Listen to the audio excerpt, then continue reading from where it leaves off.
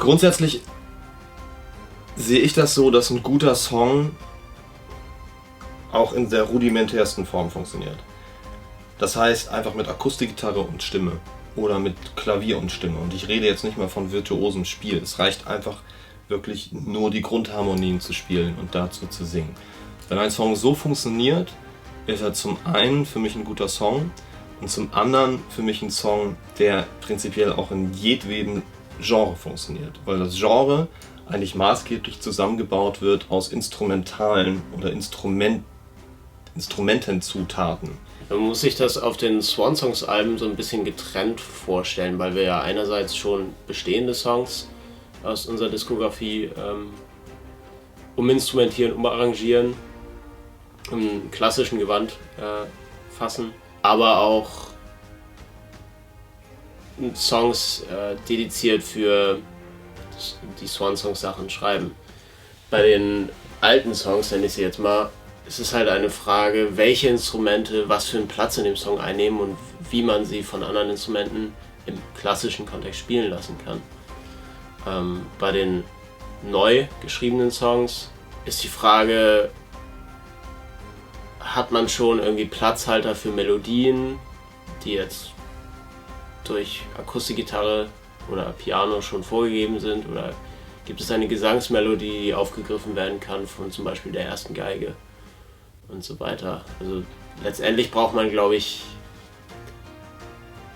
einfach Platzhalter erstmal für bestimmte essentielle Dinge, die im fertigen Kontext passieren sollen. Insofern ist die Arbeit, um von einem Demo zu einem Song zu kommen, bei Swan-Songs nicht anders als bei normalen Lord of the Lost Songs oder bei jedweder anderen Band. Es sind einfach eben nur andere Zutaten. Klassische Zutaten in diesem Fall.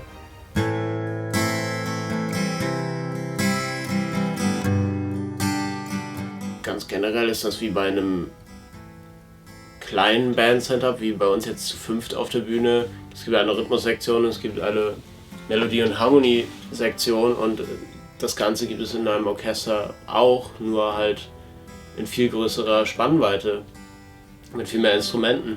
Und letztendlich ist es die Frage, welche Rhythmuselemente von welchen Rhythmusinstrumenten aufgegriffen werden und welche Harmonie- und Melodieelemente von welchen Harmonie- und Melodieinstrumenten aufgegriffen werden.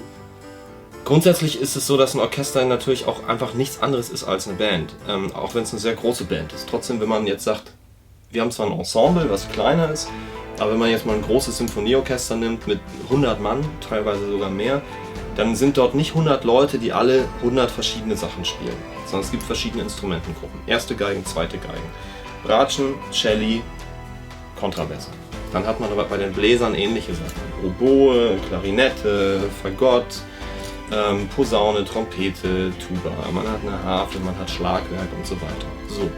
Das sind jetzt schon mal eine ganze Menge verschiedene Stimmen, die immer noch mehr sind als in einer normalen 4- oder 5-köpfigen Band. Allerdings ist es hier auch wieder so, dass alle diese einzelnen Gruppen jetzt auch nicht zwangsläufig individuelle Sachen spielen, sondern hier auch ganz viel bewusst gedoppelt wird. Nehmen wir jetzt mal an, wir befinden uns in einer Rockproduktion und ich möchte jetzt gerne, dass die Hauptmelodie in einem bestimmten Part, zum Beispiel die Gesangsmelodie, ein bisschen stärker wird. Was mache ich? Ich lasse zum Beispiel das Klavier oder eine Leadgitarre die Gesangsmelodie mitspielen, doppeln, vielleicht sogar beide, wird dann noch fetter. Was macht man in einem Orchester? Möchte man gerne den ersten Geigen, die häufig die Funktion eines Leadsängers einnehmen, ein bisschen mehr Drive verpassen, ein bisschen mehr Durchsetzungsfähigkeit, na, dann doppeln eben die Oboen die ersten Geigen. Möchten wir noch ein bisschen mehr Punchen machen, die Trompeten das eben auch. Und so weiter. Genauso werden Celli mit Fagotten und Tuba gedoppelt.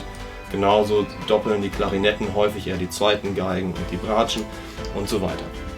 Das muss jetzt nicht so sein und jeder Komponist kann machen, was er will, aber es wären jetzt ganz typische Elemente. Das Handwerk ist natürlich ein anderes. Also man muss halt irgendwie der klassischen Notenschrift halbwegs mächtig sein, um sowas eben vernünftig auszunotieren. Aber prinzipiell ist auch diese Arbeit kein Hexenwerk, sondern eine ganz logische Abfolge an Arbeitsschritten.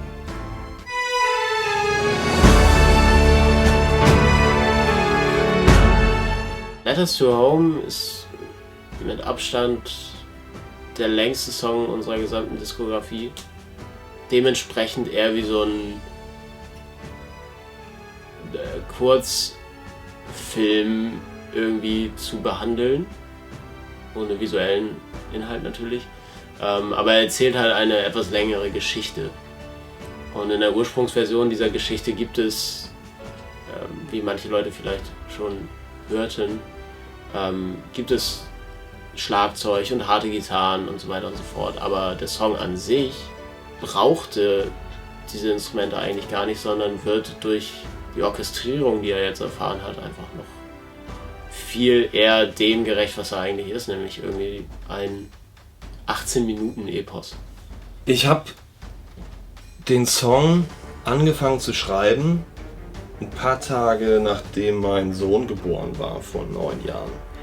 Und zwar durch dieses frische Vater geworden sein, ich mich damit auseinandergesetzt habe, wie krass muss sich das angefühlt haben, oder wie krass muss sich das auch heute noch für jemanden anfühlen, der in einem Land ist, wo auf einmal Krieg ausbricht und man gerade sein neugeborenes Baby und seine Frau verlassen muss, um in den Krieg zu ziehen und für sein Land andere Leute umzubringen oder selber zu sterben.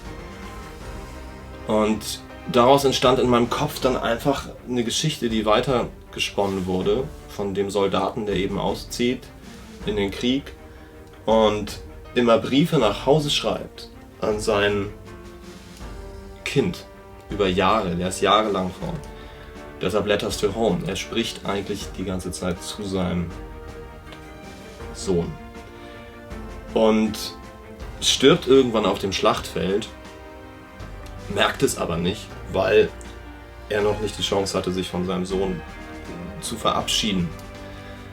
Und kehrt als Geist zu Hause zurück, weiß aber gar nicht, dass er ein Geist ist, sondern kehrt nach Hause zurück und ist nach jahrelanger Flucht, kommt er irgendwann wieder nach Hause und kniet nieder, sieht seinen Sohn in der Ferne und der läuft auf ihn zu, läuft aber durch ihn durch, in die Arme seines neuen Stiefvaters. Und in dem Moment merkt er, dass er eigentlich nur einmal noch nach Hause zurückkehren wollte, um seinen Sohn zu sehen. Und diese Geschichte lässt sich einfach nicht in einem 3,5-Minuten-Song erzählen. Deshalb wurde dieser Song einfach so lang, weil diese Geschichte immer länger wurde und dadurch auch der musikalische Soundtrack zu der Geschichte, weil es eben eher ist wie ein Film, immer in verschiedenen Facetten erzählt werden musste. Auf dem Schlachtfeld ist nun mal eine andere Begleitmusik als auf dem Weg nach Hause. Und so entstand dieses Epos und es ist für uns nach wie vor ein Wunschtraum, dazu vielleicht irgendwann mal, ja, Musikvideo kann man gar nicht sagen, eher einen Musikfilm zu drehen. Wer weiß, vielleicht schaffen wir das irgendwann.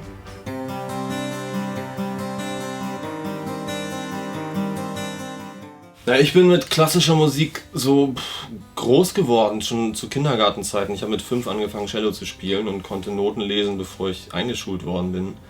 Insofern ist das für mich irgendwas, was so ganz natürlich in meinem System drin ist. Das heißt jetzt nicht, dass ich irgendwie jetzt den ganzen Tag klassische Musik hören muss, und ich hatte in meiner Jugend auch Zeiten, da fand ich klassische Musik und auch Cello spielen total scheiße. Und ich finde nach wie vor Leute scheiße, die einfach sagen, nur klassische Musik ist gute Musik, und finden auch per se einfach alles gut, was es dort gibt, aus Prinzip.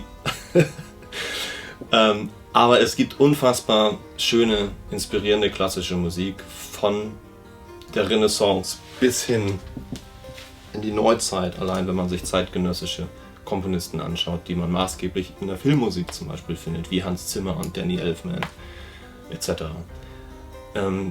Deshalb ist klassische Musik etwas, was mich seither begleitet und zum Glück auch uns jetzt aktiv begleitet, weil wir inzwischen nicht nur die Hörer von klassischer Musik sind, sondern auch die Kreativschaffenden, die selber einen kleinen Teil dazu beitragen, wenn ich jetzt mal so dreist sein darf und unsere Musik als klassische Musik betiteln darf, denn es gibt einige Leute in der Kultur und dessen Förderung, die sehen das nicht so. In Bezug auf Klassik war es bei mir eher so, dass die Swan-Songs-Platten mir erst musikalisch eine ganz neue Tür geöffnet haben und auch ein ganz anderes Verständnis für Musik nochmal gegeben haben.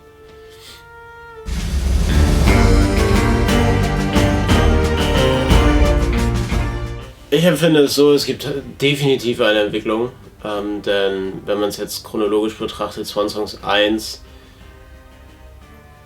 war quasi der Türöffner in unser internes Bandprojekt, in unser internes Klassikprojekt sozusagen, und hat erstmal die Schönheit dieses anderen Genres aufgegriffen, und wenn man es sich wie eine Oberfläche vorstellt, ist das Ganze sehr, sehr weich und fühlt sich sehr, sehr schön an, einfach sehr sanft. Swan Songs 2 hat, wie ich finde, bewiesen, dass Klassik nicht nur langsam sein muss oder ein Orchester nicht nur diese Schönheit abbildet, sondern da auch sowas wie Party-Songs drauf sind, so Full Metal Ball oder Fists Up in the Air. Bei Swan Songs 3 ist es jetzt so, dass das Ganze nochmal auf eine bestimmte Weise Ecken und Kanten bekommen hat. Also diese makellose Schönheit ist abgelegt und die braucht es auch überhaupt nicht mehr, sondern es ist in Teilen roher, in Teilen unverblümter und gibt dem Ganzen irgendwie nochmal eine ganz andere Komponente, als nur schön zu sein. Ich glaube, ich sehe die Entwicklung von Swan Songs 1 zu 3 weniger stark so wie Pi, aber die Tendenz ist da, und ich finde, dass Swan Songs 3 eine Erwachsenheit und Ruhe irgendwie ausstrahlt und trotz der Beschwingtheit und Poppigkeit der Songs auch sehr viel angenehme Traurigkeit mit sich bringt. Auf einem Level, was Swan Songs 1 und 2 es für mich noch nicht geschafft haben. Ich habe das Gefühl, wir sind so ein bisschen, ja, wie soll man das sagen, als wissen wir jetzt noch so ein bisschen genauer, was wir machen mit Swan Songs und deshalb noch mehr den Nagel auf den Kopf treffen, zumindest für mein Gefühl.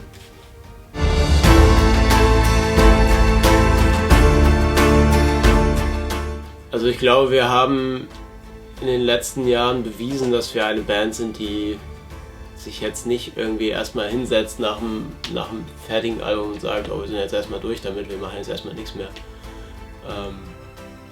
Sondern wir sind da natürlich schon an der nächsten Sache dran. Man könnte auch sagen, in voller Produktion. Mehr möchte ich aber auch einfach nicht verraten. Ihr wisst gar nicht, wie gerne ich euch das erzählen würde. Ich meine, guck mal, Swan Songs ist fertig seit März, April. Das heißt, wir sind jetzt schon im Juli, August natürlich in ganz anderen Sphären. Wir stecken schon bis hier tief in der Produktion eines Rockalbums, was nächstes Jahr kommt. Und wir hören die Song-Demos, die Produktionsstände jeden Tag. Und ich würde am liebsten jeden Tag irgendwas posten und euch alle teilhaben lassen. Aber da müsst ihr noch warten. Ihr habt jetzt ein knappes Jahr Zeit, Swan Songs zu genießen. Tut dies in vollen Zügen. Und dann werdet ihr echt was erleben.